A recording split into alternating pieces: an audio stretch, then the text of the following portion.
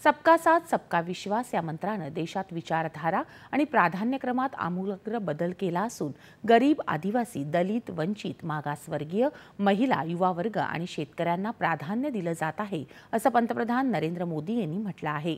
पंतप्रधान नरेंद्र मोदी यांनी आज झारखंडच्या दौऱ्यावर आहेत। पंतप्रधानांनी आपल्या दौऱ्याच्या पहिल्या टप्प्यात 6 वंदे भारत रेल्वे गाड्यांना हिरवा झेंडा दाखवला, तसंच 660 कोटी रुपयांहून अधिक किमतीच्या रेल्वे प्रकल्पांची पायाभरणी आणि राष्ट्रार्पण केलं। त्यावेळी आयोजित कार्यक्रमात ते बोलत होते। देशातल्या आदिवासी बंधू भगिनींकरता पीएम जनमन योजना राबवली जात आहे। या योजनेच्या माध्यमातून अतिमागास जमातीतल्या बांधवांना सहाय्य केलं जात आहे असं त्यांनी सांगितलं। पूर्व भारतातील रेल्वे संपर्काचा विस्तार केल्यानं संपूर्ण क्षेत्राच्या अर्थव्यवस्थेला चालना मिळेल असा विश्वास त्यांनी व्यक्त केला।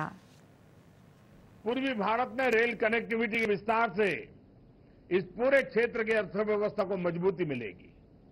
इन ट्रेनों से कारोबारियों को, छात्रों को लाभ होगा।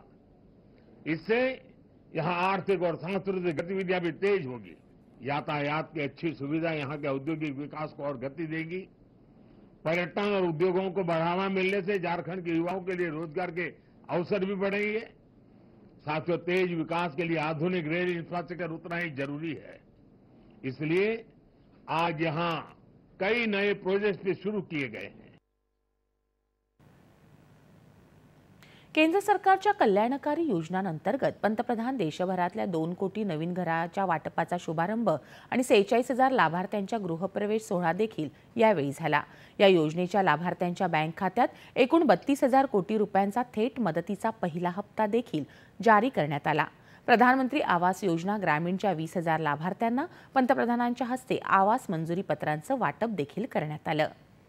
पंतप्रधान आवास योजनेमुळे शहर आणि ग्रामीण भागात रोजगार वाढले आहेत। झारखंडच्या विकासाकरता केंद्र सरकारनं गुंतवणूक वाढवली आहे असं पंतप्रधानांनी सांगितलं।